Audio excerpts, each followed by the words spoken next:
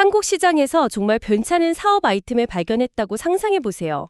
열정과 계획은 완벽한데 막상 시작하려니 거대한 갈림길 앞에 선 기분일 겁니다. 한쪽 표지가는 전면적인 투자, 다른 쪽엔 신중한 시장 탐색이라고 쓰여 있죠. 어떤 길을 선택하느냐에 따라 여러분의 사업 운명이 완전히 달라질 수 있습니다. 오늘 여러분이 보내주신 자료들을 가지고 바로 이 중요한 선택의 기로에서 가장 현명한 길을 찾을 수 있도록 저희가 한번 깊이 파고 들어보겠습니다. 네, 그 갈림길의 방향을 결정하는 두 개의 큰 법률이 있습니다. 바로 외국인 투자 촉진법하고 외국환 거래법인데요. 이게 단순히 서류상의 차이가 아니거든요. 사업의 법적 성격, 또 책임의 무게, 그리고 미래의 확장성까지 모든 것에 좌우하는 근본적인 갈림길이라고 할 수 있습니다. 자, 그럼 그 갈림길부터 제대로 파헤쳐보죠. 한쪽은 외국인 투자 기업이라는 길이고 다른 쪽은 국내 지사라는 길이군요. 언뜻 들으면 비슷해 보이는데 가장 결정적인 차이점이 뭔가요? 핵심은 누가 책임을 지는가에 있습니다. 법적 정체성이 완전히 다르거든요. 외국인 투자 촉진법에 따라 세우는 외국인 투자 기업은요, 한국에서 새로 태어난 완전히 독립된 한국 법인입니다. 한국 법인? 네, 주식회사든 유한회사든 법적으로는 그냥 한국 기업인 셈이죠. 그러니까 삼성이나 현대처럼 한국 법의 테두리 안에서 움직이는 독립된 회사다 이런 말씀이시군요. 바로 그겁니다. 반면에 외국환 거래법에 적용을 받는 국내 지사는 독립된 회사가 아니에요. 해외에 있는 본사의 일부가 한국에 나와 있는 말 그대로 외국 법인의 연장선일 뿐입니다. 연장선이요? 네, 본사의 손과 발 같은 존재라고 생각하시면 좀 쉽습니다. 잠깐만요. 그럼 여기서 사업가 입장에서 가장 무서운 질문이 생기는데요. 만약 한국에 있는 지사가 큰 법적 문제에 휘말리면 그 책임이 본사가 있는 본국까지 쫓아가는 건가요? 정확합니다. 제 전 재산이 걸린 본사가 위험해질 수도 있다는 뜻인가요? 네, 바로 그 점이 외국인 창업가가 내려야 할 첫 번째이자 가장 중요한 전략적 결정입니다. 한국에서의 실패가 전 세계에 있는 내 본사의 운명을 좌우하게 할 것인가? 이 질문에 아니오라고 답한다면 선택지는 사실상 독립법인인 외국인 투자기업 하나뿐인 거죠. 와, 지점을 설립하는 건 그만큼 거대한 리스크를 본사가 직접 감수하겠다는 의미니까요. 이건 정말 사업의 성패를 떠나서 생존을 좌우할 수 있는 문제네요. 단순히 서류 하나 차이가 아니라 그러니까 방화벽을 세우느냐 마느냐의 문제군요. 맞습니다. 그래서 한국에서 공격적으로 사업을 키우고 투자를 유치하고 위험을 분산하고 싶다면 외국인 투자기업이 거의 유일한 세답에 가깝습니다. 알겠습니다. 그럼 그 방화벽이 있는 안전한 길, 외국인 투자 기업에 대해 좀 더 깊게 들어가 보죠. 아무나 이 길을 갈 수 있는 건 아닌데요. 외국인 직접 투자, FDI로 공색 인정받기 위한 조건이 꽤 까다로워 보이던데요. 1억 원의 지분 10%라니 이제 막 시작하는 스타트업에겐 거의 불가능한 허들 아닌가요? 왜 이렇게 기준이 높은 거죠? 아주 좋은 질문입니다. 그 숫자에는 정부의 명확한 의도가 담겨 있어요.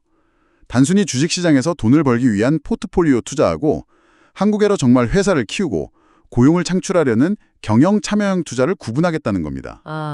1억 원과 10%라는 기준은 당신은 우리 경제에 진심으로 기여할 의지가 있습니까? 라는 일종의 질문인 셈이죠. 단순한 자금의 크기가 아니라 투자의 진정성을 보겠다는 거군요. 그렇죠. 그래서 흥미로운 예외 조항도 있습니다. 만약 투자금이 1억 원이 넘는다면 지분율이 10%가 안 되더라도 괜찮은 경우가 있어요. 오, 그런가요? 네, 투자자가 이사회에 참여할 임원을 직접 파견하는 계약을 맺는다면 지분이 1%라도 외국인 직접 투자로 인정해줍니다. 경영에 실질적으로 참여하겠다는 의지를 보여줬기 때문이죠. 그렇군요. 반대로 1억 원이 안 되면 법인 설립은 해도 이런 FDI 혜택은 전혀 없는 거고요. 맞습니다. 그건 그냥 일반적인 국내 법인이 되는 거죠. 그럼 이 까다로운 허들을 넘어서 FDI로 인정받으면 구체적으로 어떤 보상이 주어지나요? 가장 실질적인 혜택은 세금 감면입니다. 조세 특례 제한법에 따라서 특정 조건을 만족하면 법인세나 소득세를 몇 년간 감면받을 수 있습니다. 이건 기업의 초기 생존에 엄청난 도움이 되죠. 그렇죠. 세금이 정말 크니까요. 네. 또 정부로부터 공식 인증을 받은 투자라는 점 자체가 대외 신인도를 높여서 금융이나 다른 비즈니스 관계에서도 유리하게 작용하고요. 투자를 할 때 꼭 현금으로 1억 원을 맞춰야 하나요? 예를 들어 제가 가진 특허 기술이나 아니면 고가의 장미로도 투자가 가능한지 궁금한데요. 물론 가능합니다. 투자의 문턱을 낮춰주기 위해 다양한 자산을 인정해주고 있어요. 외국 통화 같은 현금이 가장 일반적이지만 공장에 바로 쓸 수 있는 기계나 설비 같은 자본재, 아주 가치 있는 특허권이나 디자인권 같은 산업재산권도 투자 자산으로 인정됩니다. 아, 기술도 자산이 되는군요. 그러면 심지어 기존에 한국에 투자해서 번 돈, 즉 배당금을 다시 투자하는 것도 가능합니다. 좋습니다. 그럼 1억 원이라는 자본을 당장 마련하기 어렵거나 그 정도의 리스크를 감수하기 전에 한국 시장의 반응을 먼저 보고 싶을 수도 있잖아요. 일단 발만 살짝 담가보고 싶을 때 선택할 수 있는 가벼운 옵션은 없나요? 네, 바로 그럴 때 선택할 수 있는 옵션이 두 번째 길인 국내 지사입니다. 이 길은 다시 두 갈래로 나뉘어요. 네. 첫 번째는 지점, 즉 영업소예요. 여긴 실제로 한국에서 계약을 하고 물건을 팔아서 수익을 낼 수 있는 곳이에요. 아, 돈을 버는 활동이 가능하군요. 네. 다만 본사의 사업 범위 안에서만 활동이 가능하고요. 그리고 한국에서 번 돈에 대해서는 당연히 세금을 내야 하죠. 그럼 두 번째 갈래는 뭔가요? 연락사무소입니다. 여긴 성격이 완전히 다릅니다. 돈을 버는 영업활동은 일절할 수 없어요. 오직 시장조사, 본사와의 업무 연락, 연구개발, R&D 같은 비영리 활동만 가능하죠. 아, 예를 들어 제가 본국에서 운영하는 소프트웨어 회사의 한국 파트너를 찾기 위해 작은 사무실을 열고 영업은 전혀 없이 잠재 파트너들이랑 코피 미팅만 하고 다닌다면 그게 연락사무소겠네요? 정확한 예시입니다. 그럼 수익이 없으니까 세금도 안 내나요? 네, 그런 비영업적 활동이 주 목적이라면 연락사무소가 완벽한 선택지입니다. 수익을 창출하지 않기 때문에 법인세 납부 의무도 없죠. 본격적인 진출 전에 최소 비용으로 시장을 탐색하는 아주 효율적인 방법입니다. 그렇다면 내가 하려는 사업 아이템이 정해졌을 때 무조건 한국에서 사업을 할 수 있는 건가요? 혹시 이 사업은 외국인에게 허용되지 않습니다 하고 막는 분야도 있나요? 대부분의 업종은 100% 개방되어 있지만 국가의 근간이 되거나 공공의 이익과 직결되는 일부 분야는 제한이 있습니다. 우선 외국인 투자 제외 업종이 있는데요.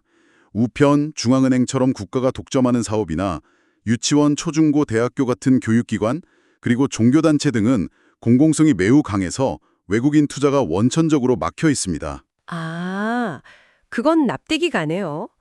그럼 완전히 막지는 않지만 일부만 허용하는 제한 업종도 있겠군요. 그렇습니다. 이건 구체적인 지분율 제한을 아는 게 중요해요. 예를 들어 원자력 발전이나 지상파 방송 같은 경우는 아예 투자가 불가능하고요. 신문 발행이나 전기를 보내는 송배전업은 외국인 지분이 50%를 넘을 수 없습니다. 언론이나 국가기관망에 대한 통제권을 지키려는 의도군요. 맞습니다. 통신업은 그보다 더 엄격해서 49%까지만 허용되고 특히 인터넷 뉴스 서비스 같은 뉴스 제공업은 여론에 미치는 영향이 크다고 봐서 25% 미만으로 아주 강력하게 제한됩니다. 와, 25%면 정말 낮네요. 그렇죠. 그래서 무작정 사업 계획을 세우기 전에 내가 하려는 업종이 이 제한 리스트에 포함되는지 확인하는 것이 정말 필수적입니다. 이걸 놓치면 모든 계획이 물거품이 될 수 있으니까요. 자, 지금까지 이론적인 내용을 살펴봤으니 이제 실제 사례를 통해 이 모든 과정이 현실에서 어떻게 펼쳐지는지 보겠습니다. 보내주신 자료에 나온 D2 유학 비자를 가진 중국인 학생 사례가 아주 흥미로운데요. 네, 이 사례는 복잡한 법규와 현실적인 문제가 어떻게 얽히는지를 잘 보여줍니다. 의뢰인은 유학생 신분인 중국인 B씨였고요. 목표는 한국에서 무역업을 하는 법인을 세운 뒤에 최종적으로 D8 투자 비자나 D9 무역 경영 비자로 바꾸는 것이었습니다. 이야. 아주 야심찬 계획이었죠. 학생 신분으로 사업처를 세우고 비자까지 전환하려는 큰 그림이었네요. 가장 큰 장애물은 뭐였나요? 바로 돈의 출처였습니다. 돈의 출처요? 네, 유학생 신분으로 갑자기 1억 원을 투자한다고 하니 당연히 당국에서는 이 돈이 합법적으로 형성된 자금인가를 증명하라고 요구했습니다. 그냥 본국에서 부모님께 송금 받았다는 것만으로는 좀 부족했죠. 아, 자금의 원천, 그러니까 부모님의 소득과 자산 증명, 그리고 그 돈이 한국으로 들어온 모든 경로를 서류로 입증해야 했습니다. 그 과정이 정말 험난했겠네요. 여기서 실패하면 모든 계획이 끝나는 거니까요. 맞습니다. 이 사건을 담당했던 민들레 행정사 사무소의 역할이 바로 여기서 빛을 발했습니다. 단순히 서류를 번역해서 제출한 게 아니라 중국 현지의 자금 증빙 서류부터 한국으로의 외환 송금 기록까지 모든 과정을 하나의 논리적인 이야기로 엮어서 외국환 은행과 출입국 당국을 설득하는 데 성공했습니다. 와, 그게 가능했군요. 네, 이 첫 단추를 꿰자 법인 등기와 사업자 등록, 그리고 최종 목표였던 외국인 투자기업 등록증 발급까지 순조롭게 진행될 수 있었죠. 그럼 이 학생에게 이 모든 과정의 성공은 단순히 회사를 하나 차린 것 이상의 의미를 갖겠네요. 물론입니다. 이제 B 씨는 학업을 하면서도 학법적으로 자신의 사업을 운영할 수 있는 안정적인 기반을 마련한 겁니다.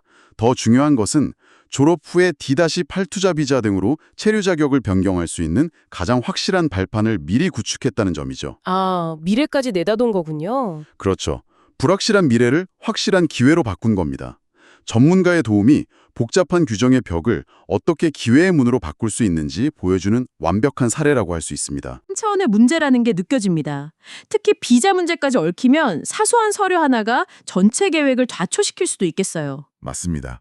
특히 자금 출처 증빙이나 최초의 외국인 투자 신고 같은 그 초기 단계에서 실수가 발생하면 전체 계획이 몇 달씩 지연되거나 최악의 경우 거절될 수도 있습니다. 첫 단추의 중요성은 아무리 강조해도 지나치지 않죠. 오늘 사례의 해결사 역할을 했던 곳이 바로 법무부 공식 대행기관인 민들레 행정사사무소였다고 하네요. 오늘 이야기처럼 복잡한 절차에서 전문가의 도움이 필요하신 분들을 위해 자세한 정보는 저희가 더보기란에 꼼꼼하게 남겨두겠습니다. 네, 대표 행정사인 고영유 행정사 스티브 코라고도 하는데요. 이 분야에서 많은 경험을 가지고 있다고 합니다. 오늘 우리는 한국 시장 진입을 위한 법적인 구조와 전략에 대해 깊이 파고들어 봤습니다. 그렇다면 이 모든 관문을 통과해 성공적으로 법인을 설립한 바로 그 다음 날 당신이 마주하게 될 가장 예상치 못한 장벽은 무엇일까요? 책에서는 배울 수 없었던 한국 특유의 비즈니스 문화일까요? 아니면 상상보다 더 까다로운 노동법 규제일까요? 여러분의 다음 단계를 위한 질문으로 남겨두겠습니다. 오늘 나눈 이야기처럼 복잡한 질문에 대한 해답이 필요할 때 민들레 행정사 사무소 같은 전문가의 조언이 좋은 출발점이 될 수 있겠네요.